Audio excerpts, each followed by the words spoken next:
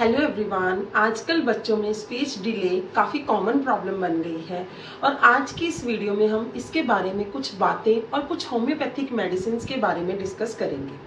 तो चलिए शुरू करते हैं।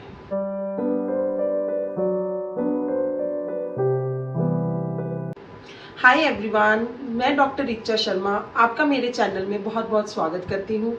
और अगर आपने अभी तक मेरे चैनल को सब्सक्राइब नहीं किया है तो ज़रूर सब्सक्राइब करें और नीचे दिए गए बेल आइकन को ज़रूर प्रेस करें ताकि आगे मैं जो भी वीडियोस डालूं उनका नोटिफिकेशन आपको आता रहे। जब एक बच्चा पैदा होता है तो उसकी पहली आवाज़ होती है रोने की। जैसे जैसे बच्चे बड़े होते हैं वो आवाज़ निकालना शुरू कर देते हैं। जब बच्चा 8 महीने का होता है तब वो माँ माँ बोलता है, माँ या मम्मा या और भी बस यही कुछ वर्ड्स बोल पाता है। लेकिन जब बच्चा 12 महीने यानी कि 1 साल या उससे ज़्यादा यानी कि 13, 14, 15 महीने का हो जाता है तब वो काफ़ी वर्ड्स को समझने लगता है। जैसे कि वो पानी को मम बोलता है। अलग अलग बच्चे अलग अलग चीज़ों को अपने तरीके से बोलते हैं। हो सकता है वो पूरा शब्द ना हो लेकिन वो उस चीज़ को समझाने लगते हैं या समझने लगते हैं और उसको बोलना शुरू कर देते हैं। जब बच्चा 2 साल का हो जाता है तो वो मम्मा, पापा, मामा, बुआ ऑलमोस्ट वर्ड समझने लगता है या बोलने लगता है। जब बच्चा 24 महीने का यानी कि 2 साल का हो जाता है तो वो कम से कम 50-60 वर्ड्स तो बोल देता है, बोलने लग जाता है। वो पूरी सेंटेंसेस नहीं बना पाता लेकिन वो अलग अलग शब्दों से अपने मन की बात समझाने की कोशिश करता है। और जब बच्चा थोड़ा और बड़ा हो जाता है 2 साल के बाद तो वो 2 शब्दों को मिलाकर सेंटेंसेस बनाना शुरू कर देता है। जैसे कि पापा नो, मम्मा नो नो, मम्मा खाना, मम्मा पानी, ऐसे छोटे छोटे सेंटेंसेस बोलता है ताकि दूसरे लोग उसको समझ सकें। और जब बच्चा 2.5 साल का हो जाता है या 3 साल का होता है तब वो 3-4 शब्दों को मिलाकर छोटी छोटी सेंटेंसेस बनाना शुरू कर देता है। 3-4 शब्द मिलाकर वो आपको प्रॉपरली समझा देगा कि उसको क्या चाहिए, उसको बाहर जाना है या उसको भूख लगी है। जब बच्चा 3.5 साल का होता है, 4 साल का होता है तब वो 1-2 सेंटेंसेस मिलाकर बोलता है। जैसे राइम्स, पोइम्स बोलता है। आप कह सकते हैं कि 2 सेंटेंसेस पोइम्स, 3 सेंटेंसेस पोइम्स याद करके रिपीट करने लगता है और वो लगभग ऑलमोस्ट पूरी सही बातें करने लगता है। फ्रेंड्स, अगर कोई बच्चा 9 महीने तक मम्मा पापा नहीं बोलता, अगर बच्चा 15 महीने तक एक शब्द नहीं बोलता, अगर बच्चा 18 महीने तक 3 से 6 शब्द नहीं बोल पाता, अगर बच्चा 2.5 साल का हो गया है और वो 1-2 शब्द जोड़कर नहीं बोल पाता, बात नहीं कर पाता, आप समझ नहीं पा रहे हैं कि वो क्या कहना चाहता है, तो इस कंडीशन को डिलेड स्पीच कहते हैं। तो अब बात करते हैं डिलेड स्पीच के कॉजेज यानी कि कारणों की, यानी कौन कौन से रीजंस या कारणों से बच्चे में डिलेड स्पीच हो सकती है। तो सबसे पहले है, अगर बच्चे की जीभ सही से डेवलप नहीं हुई, यानी अगर उसमें कोई डिफॉर्मिटी है या उसके पैलेट में कोई डिफॉर्मिटी है जिसकी वजह से जब वो बात करता है तो वो अपनी जीभ को प्रॉपरली नहीं घुमा पाता या अपने मुंह को सही से नहीं खोल पाता या जीभ नीचे से चिपकी हुई है और सही से काम नहीं कर पाती जिसकी वजह से वो वर्ड्स को प्रॉपरली बोल नहीं पाता, तो ये एक कोज हो सकता है डिलेड स्पीच का।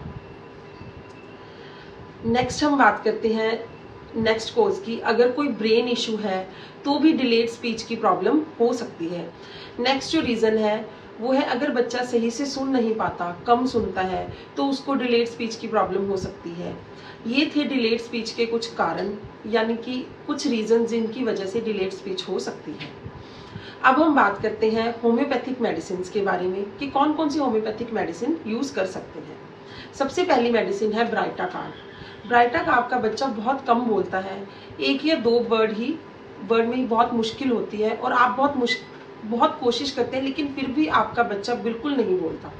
जब वो बोलता है तो उसके मुंह से लार निकलता है और उसको ठंड बहुत जल्दी लगती है। टॉन्सिलाइटिस की प्रॉब्लम, सर्दी लगने की प्रॉब्लम हमेशा होती रहती है। अगर बच्चे में ऑटिज्म की प्रॉब्लम भी है तो ब्राइटाकार्ब बहुत ही इफेक्टिव मेडिसिन है।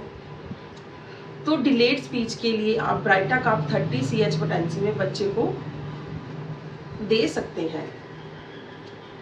मोस्टली ये मेडिसिन बच्चों के लिए 30 पोटेंसी में ही यूज़ करनी चाहिए। ये मेडिसिन पानी में डाल के भी दे सकते हैं, 1 या 2 ड्रॉप्स थोड़े से पानी में डाल के, 1 चम्मच पानी में डाल के बच्चे को दे सकते हैं। ब्राइटा कार्ब से डिलेड स्पीच में तो बहुत अच्छे रिजल्ट्स मिलते ही हैं, बल्कि ऑटिज्म को भी ठीक करने में बहुत इफेक्टिव है। नेक्स्ट जो मेडिसिन है जो बच्चों के केसेस में बहुत इंपॉर्टेंट है वो है ट्यूबरकुलाइनम। ट्यूबरकुलाइनम उन बच्चों को देते हैं जिनके घर में ट्यूबरकुलोसिस का फैमिली हिस्ट्री हो सकता है। अगर नहीं है तो उन बच्चों को देते हैं जिनको मौसम बदलने पर सर्दी जुकाम हो जाता है, यानी कि मौसम बदलने पर सर्दी लगती है, बच्चा बहुत छोटा है और बोल नहीं पाता, डेवलपमेंट यानी विकास बहुत धीरे धीरे होता है, बच्चा बहुत कमज़ोर है, खाना बच्चे को सूट नहीं करता, बच्चे को बहुत ज़्यादा पसीना आता है, बच्चा बहुत चिड़चिड़ा होता है और मौसम के हर बदलाव पे उसे सर्दी जुकाम हो जाता है। तो एक बार अगर सर्दी जुकाम हो गया है तो अगले 2 महीने तक फिर सर्दी जुकाम नहीं होता, तो ये साइकिल चेंज होता रहता है। बड़े बच्चों के केसेस में, ऑटिज्म के केस में देखा गया है कि उनका जो लैंग्वेज है वो प्रॉपरली डेवलप नहीं होता। कौन से वर्ड्स यूज़ करने हैं, गलत वर्ड्स बोलते हैं या बार बार गलत बोलते हैं, ऐसे केसेस में हम ट्यूबरकुलाइनम यूज़ कर सकते हैं। नेक्स्ट जो मेडिसिन है वो है कलकेरिया कार्ब। अगर बच्चा बहुत मोटा है और साथ में ऑटिज्म की प्रॉब्लम भी है, वो मेंटली बहुत वीक है, आईक्यू लेवल बहुत लो है और कुछ समझ नहीं पाता, ना ही वो कुछ बोल पाता है, शब्दों को सही से बोल नहीं पाता, शब्दों को सही से समझ नहीं पाता और एक शब्द बोलने में बहुत टाइम लगाता है, तो ऐसे केसेस में कलकेरिया कार्ब बहुत ही इफ़ेक्टिव मेडिसिन है। कलकेरिया कार्ब डिलेड स्पीच में बहुत ही इफ़ेक्टिव काम करती है। इसको 30 पोटेंसी में यूज़ कर सकते हैं। 30 पोटेंसी में 1 या 2 ड्रॉप्स थोड़े से पानी में डाल के बच्चे को दे सकते हैं। नेक्स्ट जो मेडिसिन है वो है लाइकोपोडियम।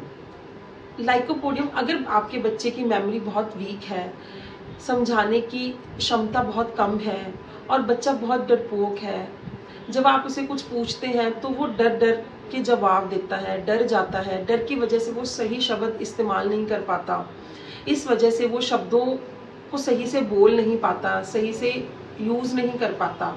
अगर ये प्रॉब्लम है तो लाइकोपोडियम बहुत इफ़ेक्टिव मेडिसिन है और ये भी 30 पोटेंसी में यूज़ कर सकते हैं। नेक्स्ट इसके साथ एक बायोकेमिक मेडिसिन है जो आपको यूज़ करनी चाहिए, आपके बच्चे को देनी चाहिए, उसका नाम है कालीफॉस। कालीफॉस को नर्व टॉनिक भी कहा जाता है, इसे ब्रेन टॉनिक भी कहा जाता है। अगर बच्चे को बोलने में देर हो रही है और आपको कोई ट्रिक समझ नहीं आ रही तो आप कालीफॉस 6x पोटेंसी में यूज़ कर सकते हैं। अगर आप कालीफॉस देंगे तो बच्चे की डिलेड स्पीच का प्रॉब्लम जल्दी से जल्दी ठीक हो जाएगा। हमेशा कालीफॉस को 6x में ही यूज़ करना चाहिए। 3 से 4 गोलियां बच्चे को चूसने के लिए दे सकते हैं। ये छोटी छोटी गोलियां ही होती हैं, बच्चे आराम से ले सकते हैं। दिन में 3 बार 3 से 4 गोलियां दे सकते हैं। नेक्स्ट एक और मेडिसिन है जो ये भी बहुत इफ़ेक्टिव है डिलेड स्पीच में, उसका नाम है स्ट्रेमोनियम। अगर बच्चा शब्द समझ नहीं पा रहा, वर्ड्स बोलने की कोशिश कर रहा है लेकिन वर्ड्स ठीक से नहीं निकल रहे, वर्ड्स ठीक से समझ में नहीं आ रहे और बच्चा बहुत धीरे धीरे बोल रहा है, मतलब डिलेड स्पीच का प्रॉब्लम है, तो स्ट्रेमोनियम एक बहुत ही इफ़ेक्टिव मेडिसिन है। इस मेडिसिन को 30 पोटेंसी में यूज़ कर सकते हैं। तो फ्रेंड्स, ये थी कुछ कॉमन होम्योपैथिक मेडिसिन जो मोस्टली यूज़ की जाती हैं डिलेड स्पीच के बच्चों में या पेशेंट्स में। But friends, I would request you all the listeners कि कोई भी डिजीज़ की कोई भी होम्योपैथिक मेडिसिन बिना किसी सर्टिफाइड होम्योपैथिक कंसल्टेंट के एडवाइस के ना लें, सेल्फ मेडिकेशन ना करें। और हाँ, अगर आपको मेरा वीडियो पसंद आया हो तो लाइक ज़रूर करें और ज़्यादा से ज़्यादा शेयर करें और मेरे चैनल को सब्सक्राइब ज़रूर करें और अगर कोई क्वेरीज हो तो कमेंट्स में पूछ सकते हैं। So friends, wishing you all a healthy life and happy learning. Stay tuned for my next video.